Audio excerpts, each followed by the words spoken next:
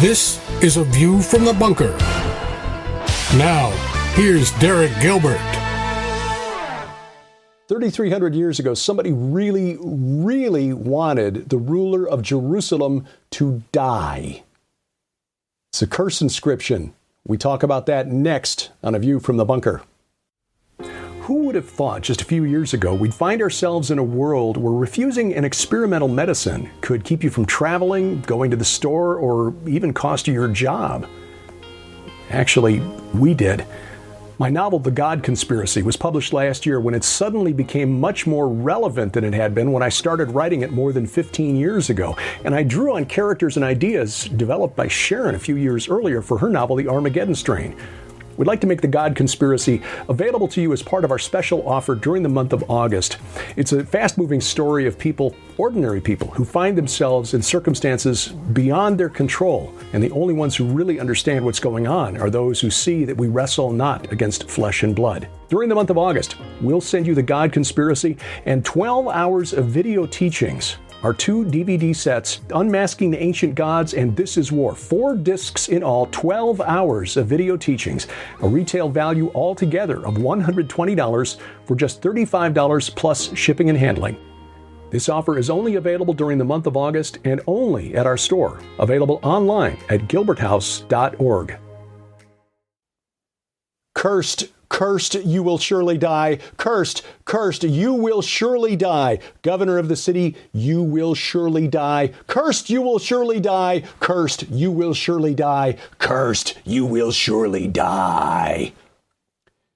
That's the translation of a text found at Jerusalem, dated to about 1300 BC. And it sounds funny today. It probably wasn't funny back then, especially if you were the ruler of the city. And there's some evidence to suggest that he was under a lot of stress. We'll talk about that with our guest this week. We're happy to have him back because this is his area of expertise, ancient epigraphy, especially where the early Hebrews are concerned. He's the author of a couple of books that we highly recommend, The World's Oldest Alphabet and Origins of the Hebrews, about which we have spoken with him on this program. Most recently talked about his paper on the Lachish milk bowl ostracon, another example of early Hebrew writing dating to the period of the conquest of Canaan. It's our honor to welcome back to the program Dr. Doug Petrovich. Doug, welcome back. It's good to see you again. Another discovery that seems right in your wheelhouse. Good to see you, Derek. Yes, and the inscriptions keep coming. Isn't it amazing? It is remarkable. And we talked about this for a shorter segment for Sci Friday. So here we got a little more time to stretch out and speculate, talk a little bit more about the discovery itself. This limestone slab found at Jerusalem, inscribed with basically it's like 6 lines repeating over and over. Cursed, you will surely die. Governor of the city, you will surely die. Cursed, you will surely die. This sounds a lot like the inscription found on Mount Ebal, which Professor Gershon Galil was also involved with. Now, he according to Haaretz, the article I'm reading, which is preceding his publication in an academic journal, he's quoted as describing this as proto-Canaanite, which was not the conclusion that he reached on the Mount Ebal inscription. I'm curious, what's the difference between the two, or is there any? Yeah, and that goes back to what I would consider to be a fallacy, because going back 30, 40, 50, 60, 70, 80 years in time, when inscriptions were found that were alphabetic inscriptions, and they were found in the land of Canaan, which of course was occupied before the Israelites arrived in the year that I consider to be 1406 BC, at least as a nation, as a people. I mean, obviously Abraham, Isaac, and Jacob were there much earlier, but well, that long period of time between Jacob's departure in 1876 from Canaan and the arrival in 1406, the area is occupied by Canaanites, by Jebusites, by Amorites, all kinds of, Canaanite-related people who, many of them died off in antiquity. But for some reason, those inscriptions that have been found over these last number of decades are just automatically chalked up to the Canaanites, as if they're the ones who invented the script. But every sign we have of the actual invention of this script, it has nothing to do with Canaan, not at all. The earliest inscriptions are all found in two places, Egypt and Sinai. And of course, Sinai is Egyptian territory in the ancient world in the second millennium BC. So that's where the script derives. So to call it a proto-Canaanite script suggests to the person hearing that either it means that the language and script derives in Canaan or that the people behind it are from Canaan. But neither is true. They're not Canaanites, and it doesn't derive from Canaan. So why even use the term? For this script, we should be using something else. Proto-alphabetic script, proto-consonantal script, whatever your choice is. But of course, for me, and you know this is connected to the books that I've published, this is Hebrew, and it goes back to as early as 1842 BC when we have the first alphabetic letter inscribed on a mostly otherwise Egyptian inscription, a caption in Sinai 115 that has a clearly distinctive B letter, a B sound that it makes. And so that's the beginning of this alphabetic script that then perpetuates in Egypt and in Sinai until the middle of the 15th century BC. And who else is behind that? Nobody but the Hebrews. So, yeah, just not to put too fine a point on it, of course, the world's oldest alphabet and origins of the Hebrews, you delve into this in real depth. Is it, I don't want to, put you in the position if I had to speculate on the motives of other scholars, but is it just that they have not yet recognized that connection that they're still calling this proto-Canaanite? Yeah, it's funny, Derek. You mentioned Gershon Galil. He's connected. He's the brains behind the translation of the Ebal inscription for sure, and he's the one who's put out the translation for this inscription, this New Jerusalem inscription.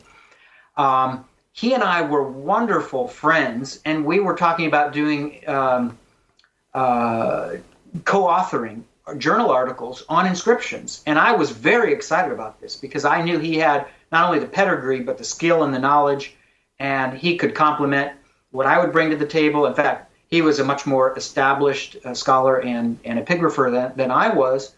And then all of a sudden, when my book published in 2026, connecting the original alphabetic script to Hebrew people, wow, all of a sudden, he didn't want to do anything with me.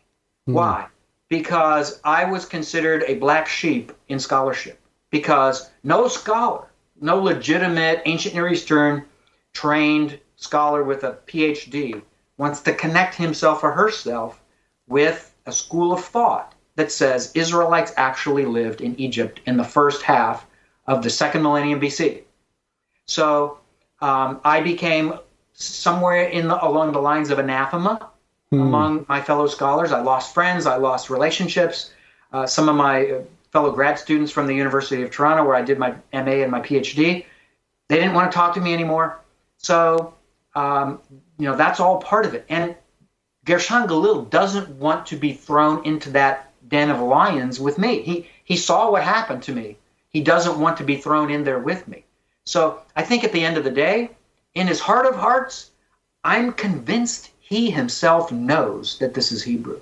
But I'm also convinced that he knows that if he goes public with that, it's curtains for his scholarly stature.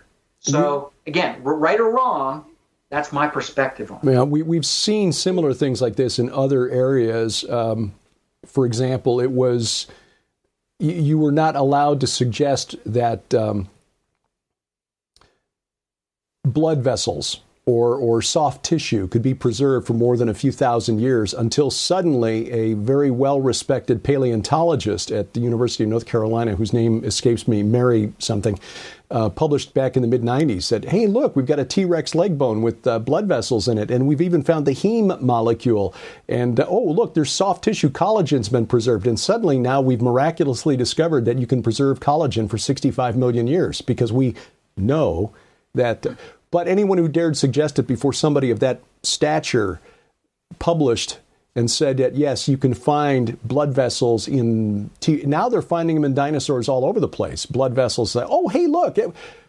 It's no one was brave enough to step forward and make that claim until one person did it, took the flack.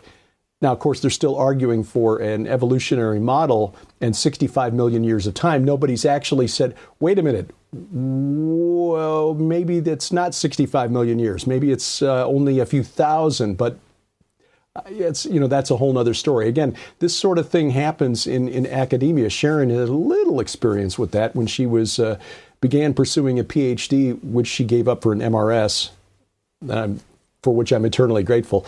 It is one of the reasons we appreciate your work, Doug, that you're willing to take this.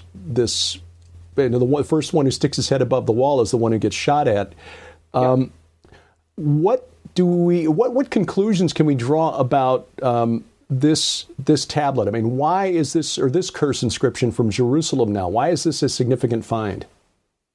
It's a significant find for a number of reasons. Number one, it corroborates other inscriptions that if they're not contemporary, they're within 100 or 200 years of one another, such as the Lachish milk bowl ostracon, which we've talked about in a previous episode, and also the Mount Ebal inscription. And so now we're getting this steady stream of inscriptions that are all from the same time period, the conquest and post-conquest era.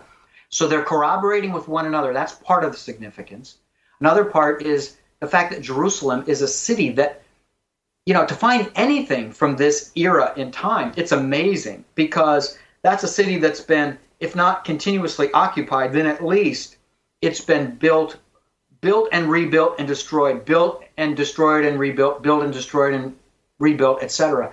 Time and again throughout the centuries, throughout the millennia.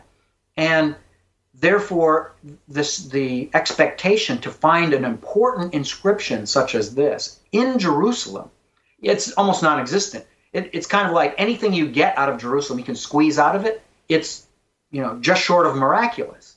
And that's what this inscription is too. It's only because it was found in a secondary context that became the case. But what it does is, being that this, again, and if I have to be the only person on planet Earth to say this, that's okay. It's a Hebrew inscription. And it connects the Hebrews to the city of Jerusalem. Now, we know in the Bible, in Joshua's day, they're connected, aren't they? There's the overtaking of the city of Jerusalem under Joshua. Joshua chapter 11, I think it's recorded there, in the king list. And then in David's day, in 1002 BC, David takes possession of Jerusalem. And from that point forward, it's a possession of the Judites / Israelites, if you will, all the way down until the 587 attack by the Neo-Babylonians, and they're kicked out of the land. So it becomes Israelite possession during that time period. But we're talking about a window in time between those two events, when the Israelites didn't occupy the city. So to find an inscription that's written by Israelites, that's written to the king or ruler or governor of Jerusalem at the time, that gives us the ability to sink our teeth into that gap period in Jerusalem's history, when there's no Israelite connection otherwise. Well, here it is, somewhere around 1300 BC, maybe a little north of that, maybe a little south of that, but somewhere in that vicinity. That's the date for this inscription.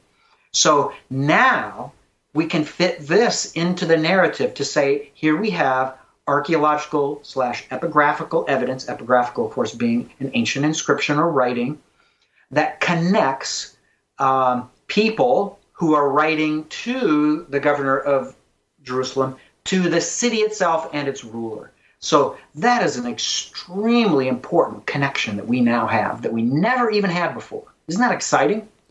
It really is. We're looking at 75 years or thereabouts after the incursion, the first crossing of the Jordan River by, maybe a little after that, but 75 to 100 years after Joshua and the Israelites crossed the river, took Jericho, took Ai, set up the altar on Mount Ebal,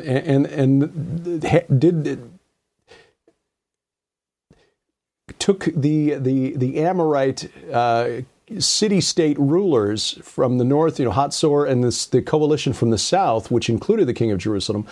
So here you've got just a couple generations later, what appears to be a Hebrew curse against whoever reoccupied and took control of that city again. Historically, how do we reconstruct that period? This would be early in the period of the Judges then. Why would Israel not have settled in the city and taken control of that city? Sure, and they certainly could have. Once Joshua and his people conquered the city of Jerusalem, they could have taken it. They could have occupied it. And ultimately, Derek, the Bible doesn't tell us specifically. There's no smoking gun that says, and thus the Israelites after Joshua determined that they would not occupy the city, and it was for this, and this reason why they didn't. There's no text that tells us that. So we're left to theorize what could account for this. And I think let's look at what we do know and use that to kind of extrapolate forward and say, here's why they didn't take over the city and live there and occupy it. Here's why it wasn't occupied until David comes along in 1002 BC. The Israelites, after the Exodus, lived for 40 years in the desert. Wasn't their plan. That wasn't even the expectation, or they had no knowledge of it as they left Egypt, right? It was only because of their incessant complaining and griping against God and doubting of him and faithlessness and disobedience that God finally just wrings his hand to these people and say, okay, here's what we're going to do. Your generation will die in the desert. And your heirs, your children and their children, they will go into the land, the promised land, but you won't, because of what you've done to me as a thanks for taking you out of Egypt to bring you into the land of milk and honey, right? So that being the case, they lived 40 years in the desert. How do you live in the desert? You don't build houses in the desert, Derek. Maybe in modern times you could get away with it, right? You could figure out how to do that with technology, but in the ancient world, you can't do that. Mm-hmm. You don't build houses in the desert. So they couldn't settle anywhere. They had to just keep moving, looking for water, looking for sustenance, looking for, the next assignment from God. And again, we're not given all the details of where God wants them to be every step along the way. It's just certain places we hear about. But that would create a lifestyle. What kind of lifestyle? Well, if you go back to my new book, Origins of Hebrews, one of the proofs that I try to give for this being, meaning Avaris in Egypt, being the place where Jacob settled and the Israelites primarily lived at Avaris for these 430 years, according to Exodus 11, Exodus 12, 40, and 41. At Avaris, they had everything they needed, of course, but they one of the clear indicators that these were Israelites is they had 4-room houses. 4-room houses, it's like a glove that only fits O.J. Simpson, right? This is the architectural model that the Israelites use once they're in the land of Canaan, and for generation after generation after generation. It's the 4-room house, which is a modification of the tripartite building, a 3-part building that actually had its origins in Mesopotamia.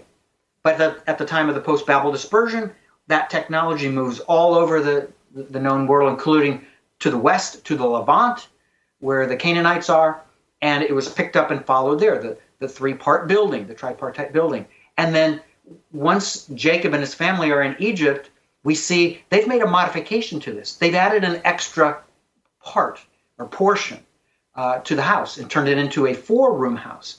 And it's attested in Jacob's lifetime. It's attested 150 years later, and maybe 50 years later after that. 4-room houses, multiple 4-room houses in the site of Avaris. It's one of the many smoking guns, if you will, to tell us that these are Israelites who lived at Avaris. So, that being the case, they took with them, and this is now the thinking of Bryant Wood I'm adding in, and I agree with him. He's my archaeology mentor.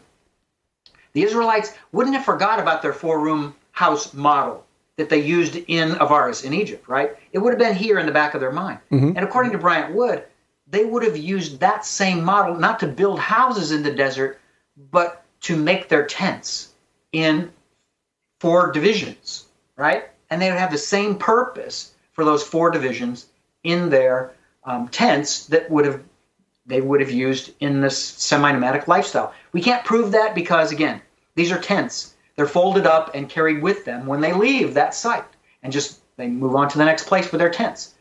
But the point is, after this 40-year gap, all of a sudden, once the Israelites are in the land, once they finally do start building houses, guess what kind of house they build? It's the four-room house. So these are the same people. Well, all of that to say, because they're not building houses where they're moving around in the desert for those 40 years, they're used now to this semi-nomadic lifestyle.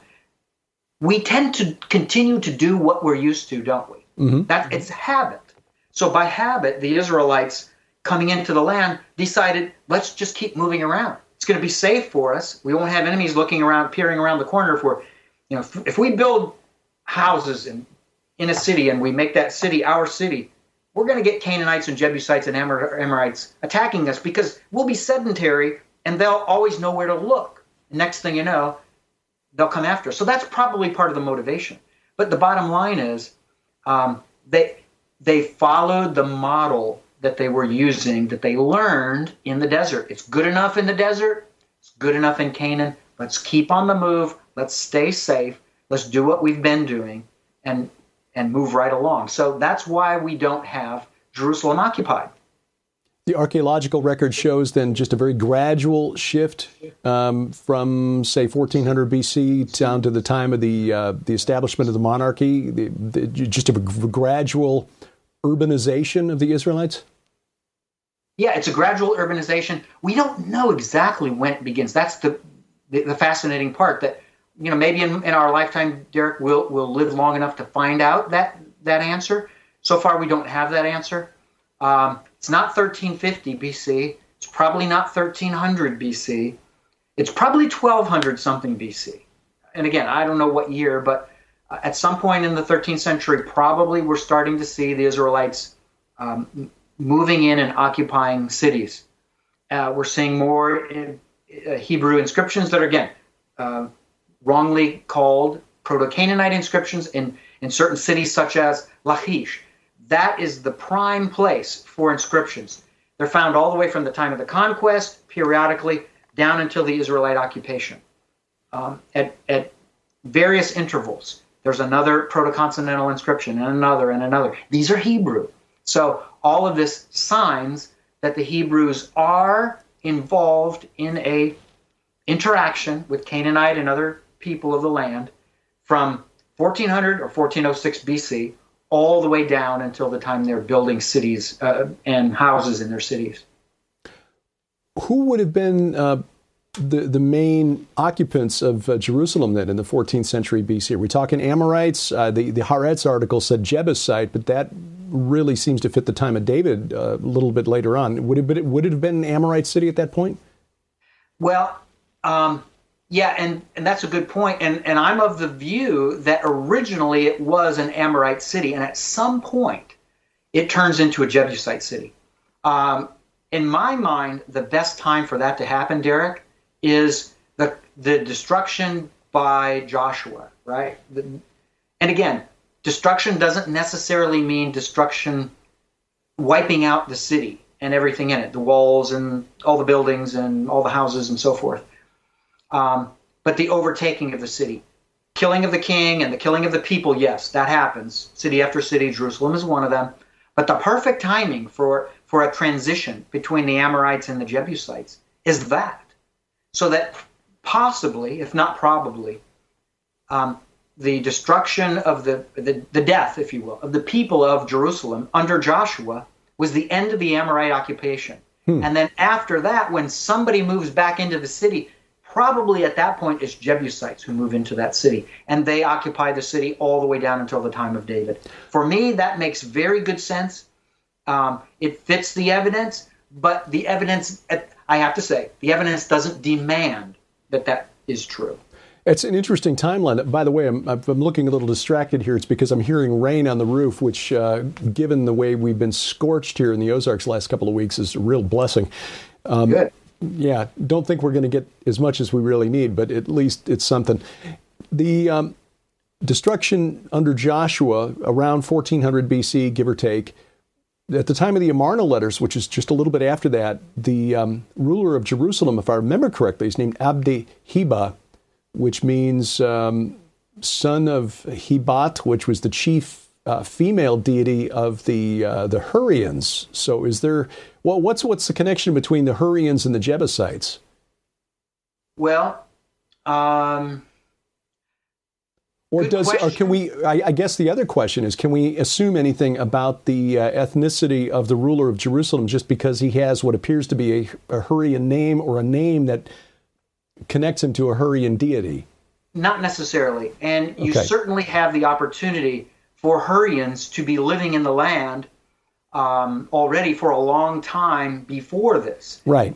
In fact, you go back to the first and second Asiatic campaigns of Amenhotep II, who in the 1450 to 1446 range, or 1453 to 1446 BC range, he's going into the lands of southern Levant, southern Canaan, to Canaan, and to the northern Levant, and he's attacking peoples. And his main enemy at the time is the Hurrians. Really? So the Hurrians are one of the two superpowers in the world. Egypt is the other. Right. And they're fighting for control of the northern and southern Levant. This area becomes what we call in historical studies a buffer zone. So two greater powers exist to the north of this and to the southwest of this.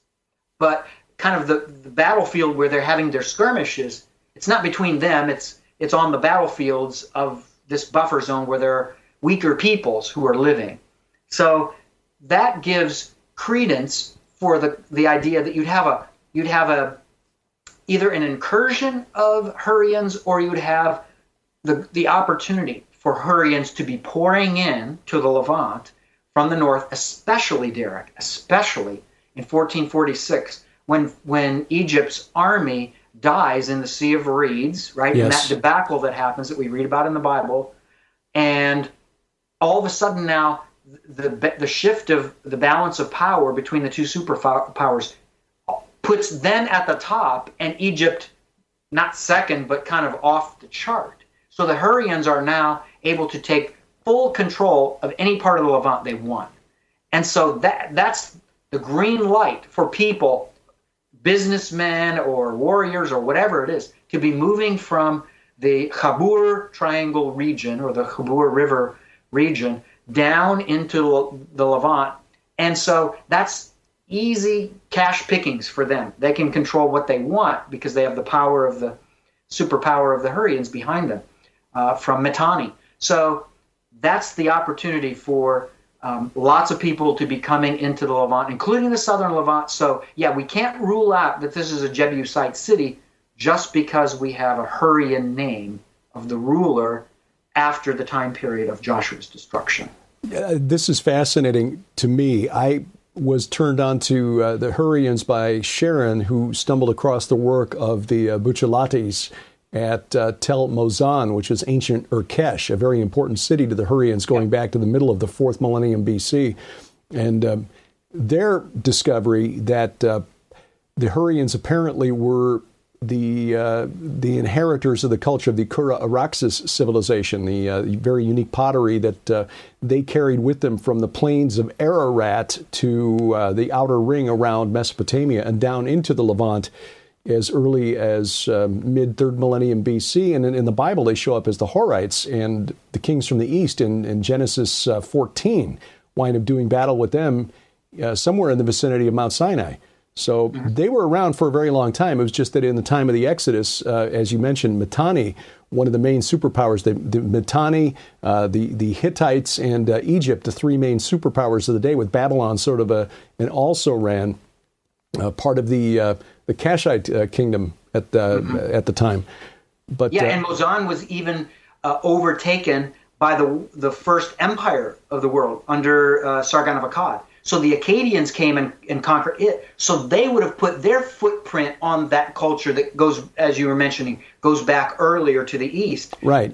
And so they would have essentially kind of given it that Mesopotamian urbanization flavor, and that, I think, helped them eventually to get to where they could rise high enough that they could become a major player. And then, boom, next thing you know, they're duking it out with the Egyptians for control of the entire ancient Near East. But by the time of the Amarna letters, and I was right, it was Abdeheba, servant of Hebat, the chief female deity of the Hurians, sending a letter to Akhenaten begging for help. Say to the king, my lord, message of Abdeheba, your servant, I fall at the feet of my lord 7 times and 7 times.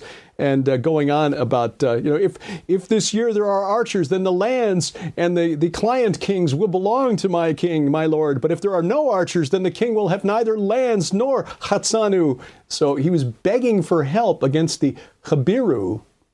Yep. And I guess that leads to the big question. We both know that the Habiru are known in Egypt as the Apiru, and that goes back to the Hebrew word that's used of Aber, right?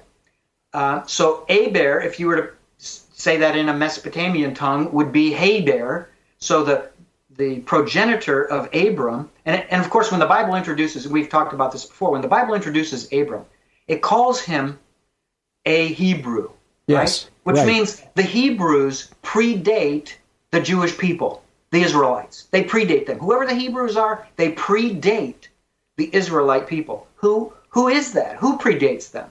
It's the descendants of Aber. So those descendants include, but are not limited to, Abram. Abram's just one of the many Habiru, Hebrew, Apiru, etc. But he's one that becomes extremely important on the pages of biblical history. But the fact that he derives from them gives us reason to understand why these are called Habiru people. These are the same as the Hebrews. The king of Jerusalem is screaming out, Pharaoh, send me archers. We need to be able to defend ourselves against these attackers, these Hebrew attackers, because they keep coming at us. Year after year, wave after wave, attack after attack. We need help. So that very historical precedent, Derek, that gives us, I think, all the more reason to understand and interpret this new inscription from Jerusalem as being one that's connected to Hebrew attackers. It wasn't fellow Jebusites attacking a Jebusite city or attempting to curse against it.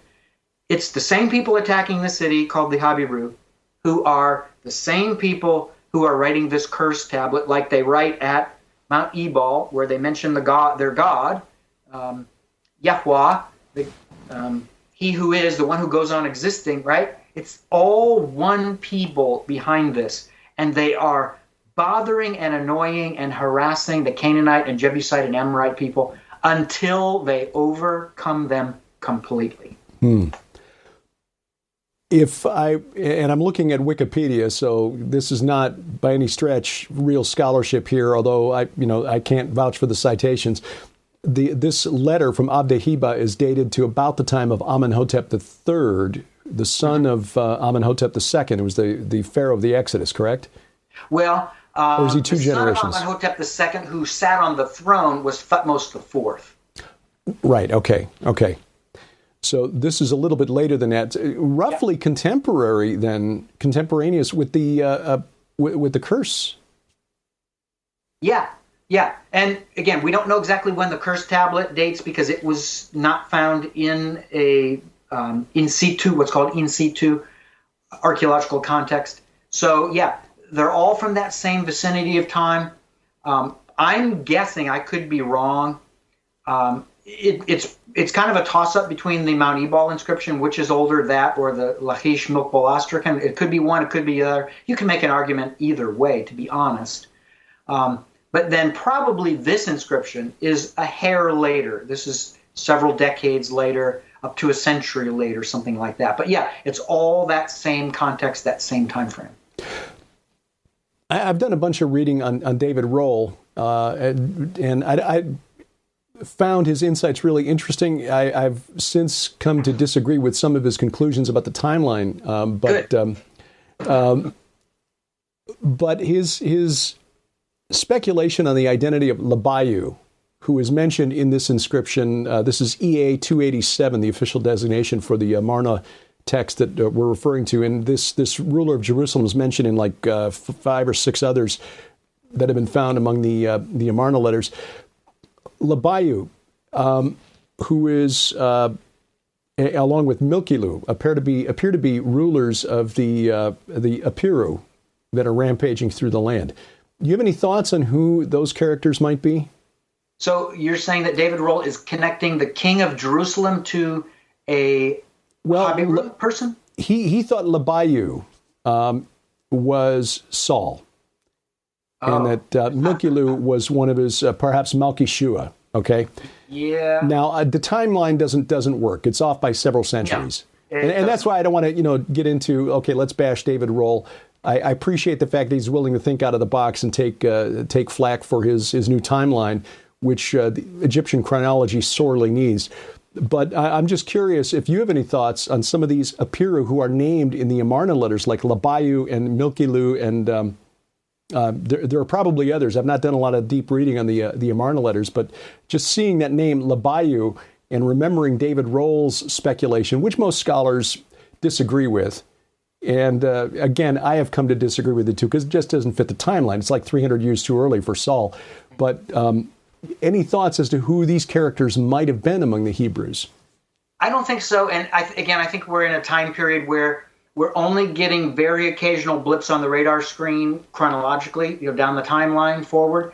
So there aren't many kings that are named. And it's funny because Moses uses the same historiographical technique that the Egyptian scribes used of that same time period, which was you don't name the enemy kings of your people in your historical documents. You don't call them by name.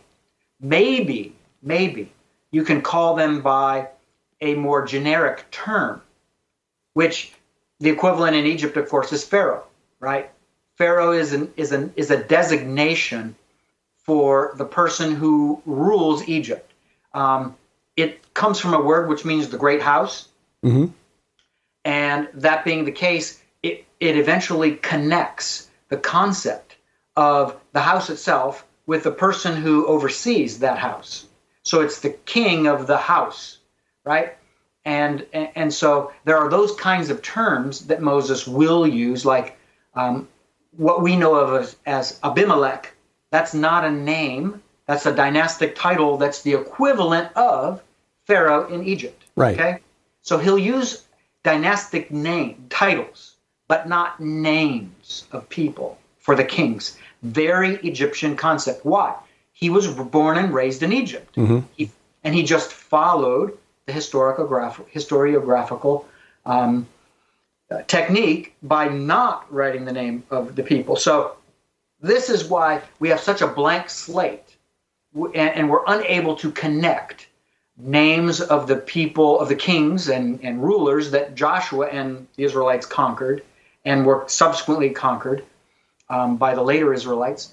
We don't get that picture. We don't get the names to come with them. So we're kind of left in a quandary then when we see in the Amarna letters names for the kings and rulers of various cities within Canaan. So we're kind of stuck. We don't get to connect those dots. And yeah, it's a dangerous game when we're all of a sudden trying to make non-linguistic connections between certain rulers in the Amarna letters with biblical kings. That's really a dangerous game. So yeah, at the end of the day, we can't really do much connection with individual kings and rulers. Fascinating to speculate, though. Yep. Where will this...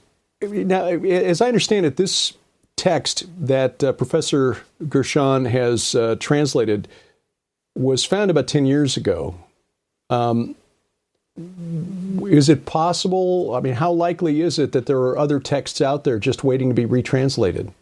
Great question, and it's absolutely possible.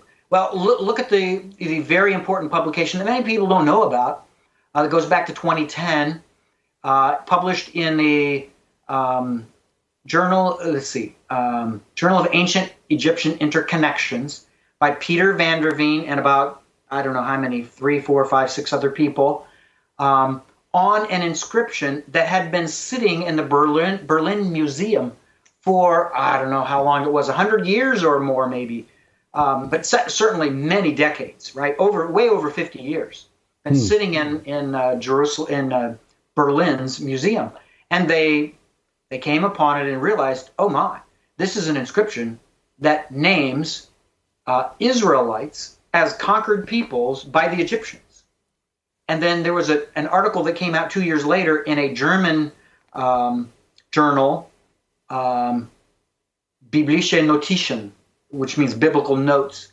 And it was, of course, written in German. And for that reason, many Western English-speaking scholars don't know about it.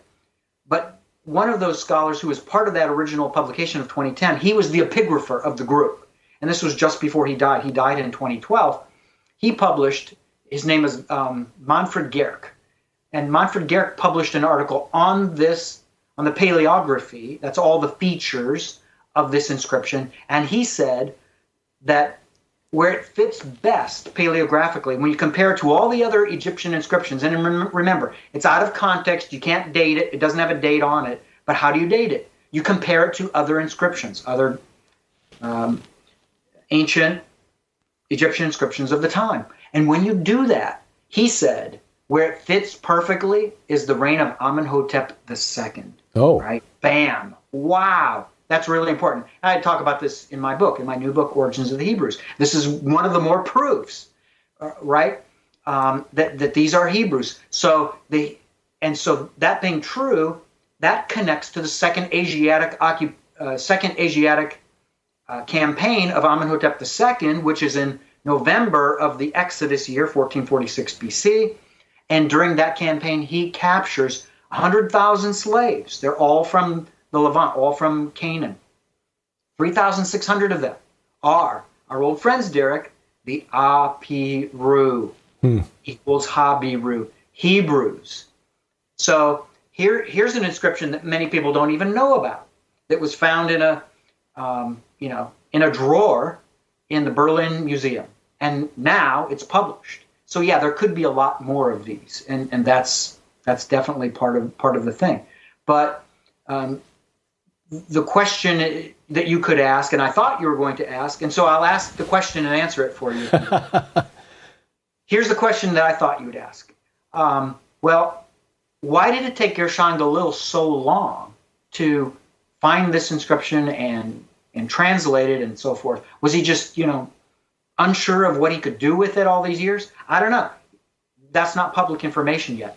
But I'll tell you what, I'm convinced that what he learned from being exposed to the Mount Ebal inscription all of a sudden turned on light bulbs for him, that he then, however he makes that connection to look at this Jerusalem inscription, but it causes him to say, well, maybe there's a connection here, maybe there's a similar theme going on here. He looks more closely at that inscription and he realizes, oh my, most of what we have going on with the Mount Ebal inscription is going on here with the Jerusalem inscription.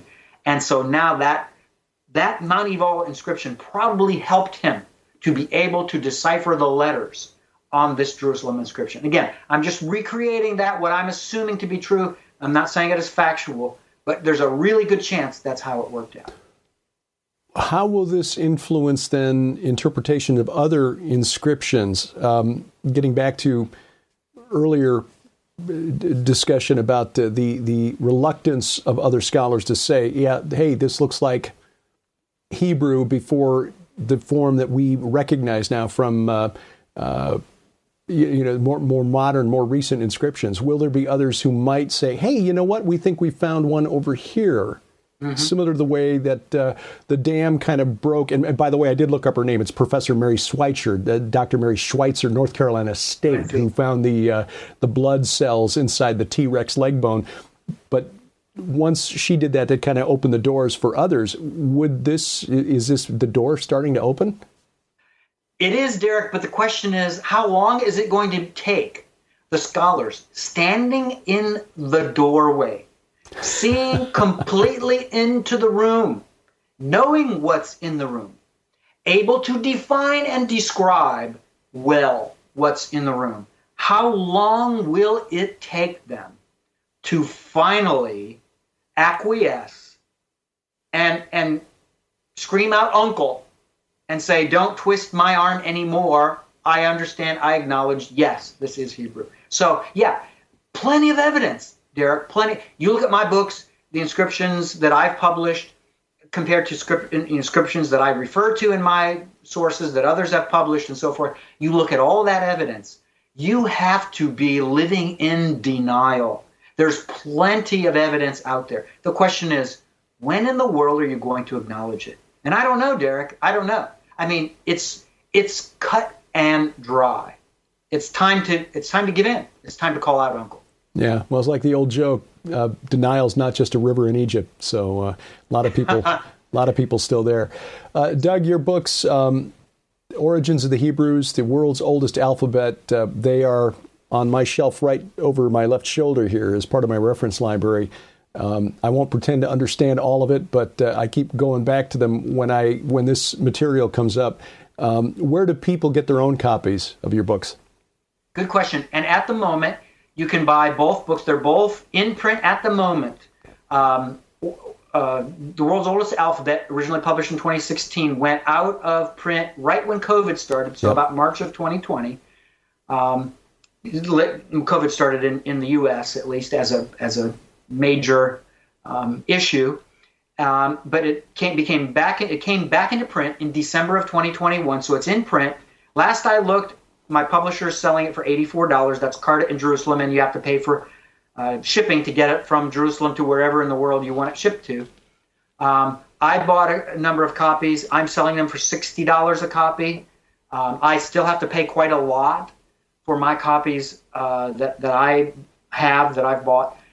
So I don't make much out of this, but I can make a little bit out of it. And every author should, right? It should make a little bit. Sure, absolutely. He or she sells. So I have copies that are for $60. So I while they're in stock, while they're in my garage, I'll be selling them. So anyone who wants one is welcome to buy one. You can buy them on Amazon, of course, too. But Amazon, the cash cow, takes a huge chunk of royalties, as you know. So there's that. Oh, and my other book, The World's Oldest Origins of the Hebrew, 2021, Hebrews. That book you can buy from the publisher, so that's New Creation in Nashville, or you can buy it from Amazon, or there's several distributors who have by consignment, have taken certain copies and they're selling them, such as ABR, Associates for Biblical Research, and Tim Mahoney's ministry up in Minnesota, which is Thinking Man Films. So there are places where it can be bought, but you can also buy it from me. And again, I get the best royalty if it's bought directly from me. So I bought copies of that book as well. So I'd be more than happy to sign them for you and send them out to you so you can buy them from me. But let me add one quick note, Derek, and that's in reference to, since you mentioned my book, and in reference to this article we've been talking about, this New Jerusalem inscription.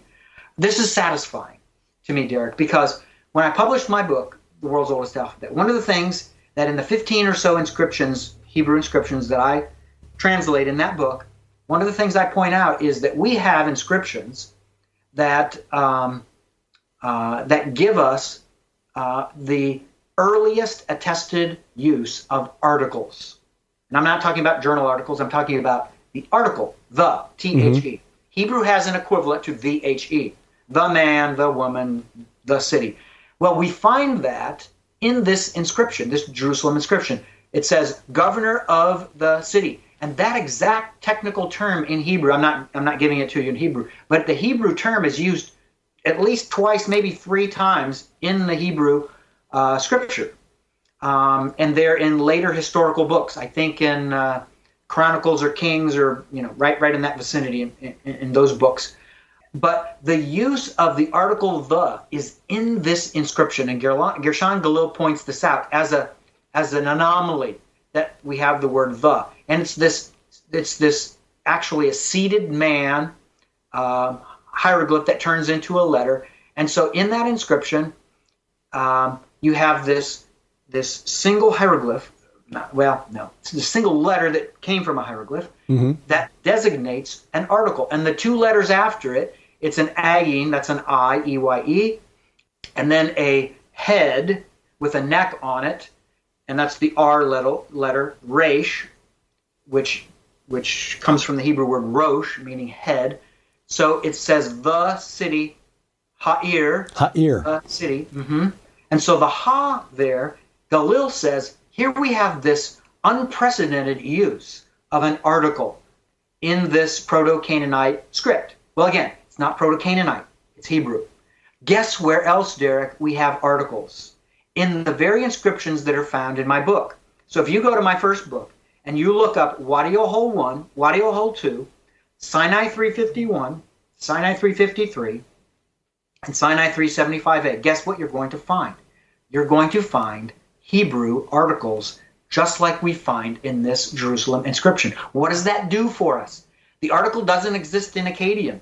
It doesn't exist in Aramaean as such. These other languages that could be, what I meant was Ugaritic. That's Ugaritic, okay. Doesn't exist in Akkadian, doesn't exist in Ugaritic. I was going to ask you about that because that's such a so close language. So I'm glad you mentioned it. Yeah, people who try to say Ugaritic is the original language behind the alphabetic script. No, it's not. It's not. Because we have, because the alphabet is used in Ugaritic not with alphabetic letters, but with cuneiform signs, right?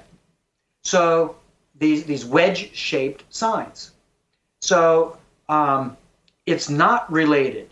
And so whatever, and again, we're talking about an inscription that's 1300 or so BC, whatever, that predates the oldest Phoenician inscription, which is around the 10th century BC. It predates the oldest Ugaritic inscription, which doesn't have articles, right? Doesn't have the in any of its words.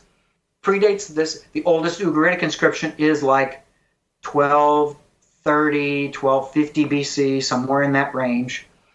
Well, here we have around 1300, maybe a little earlier BC, and here we have the same alphabetic script that's found in Egypt and in Sinai, where we do have the use of the Hebrew article the, just like I've documented in my book. So this inscription is an affirmation, a confirmation that I'm not just some crazy guy standing out on the street corner yelling for somebody to hear, hoping that somebody will agree with him. Guess what? If you do good work and the right scholarship, eventually the scholarly community is going to catch up to your work. Why?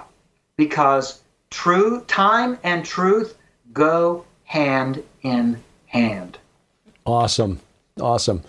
Well, I'm glad you reached out after the publication of this article, because as soon as Sharon and I saw it, we said, okay, we need to ask Doug Petrovich about this, because we knew that Professor Gershon had been connected to the Mount Ebal inscription. We talked about that. We talked about your translation, your paper on the Lachish milk bowl ostracon. This is just more confirmation that, the Hebrews, A, were in the land, and B, could write. Yes. Which kind of demolishes the argument that Moses couldn't possibly have written the Pentateuch because the Hebrews didn't have writing back in the day. Well, yeah, they did. Yeah, and they're using it to harass the Canaanites, just like we read about in the Amarna letters, right? Yeah. What's hilarious is that, of course, back in the day, they didn't have social media. So when you wanted to post something like this to the wall, you literally had to post it to the wall or carve it into the wall. Doug Petrovich, thanks so much for your time, your expertise. And again, we really appreciate your work. God bless you, brother. God bless you. Thank you, Derek. Great to be with you. I'll put links in the show notes to where you can find Doug's books, You can follow him on Twitter as well and get in touch with him through Twitter. If you use that social media site, that's a way to get in touch with him to buy the books directly from Doug. And again, speaking as an author who has books at Amazon, I can attest that Amazon takes the lion's share of the cut when you buy there. So if you can get direct from Doug, that will help him out, help him continue his work and his research. He is kind of standing out there alone in this field, because to this point, most scholars have not yet been willing to admit that, yeah, there are examples of Hebrew writing before about the 8th century BC, 9th century BC, because that confirms the history contained in the Bible, which puts the Hebrews in the land of Canaan in the 15th century, late 15th, early 14th century BC. Now we've got archaeological and epigraphal evidence to back that up. And this is a really exciting time to be alive when this information is now being revealed. Yeah, knowledge will increase. Things have been stored up for the time of the end. I think this is, to some extent, some of that information.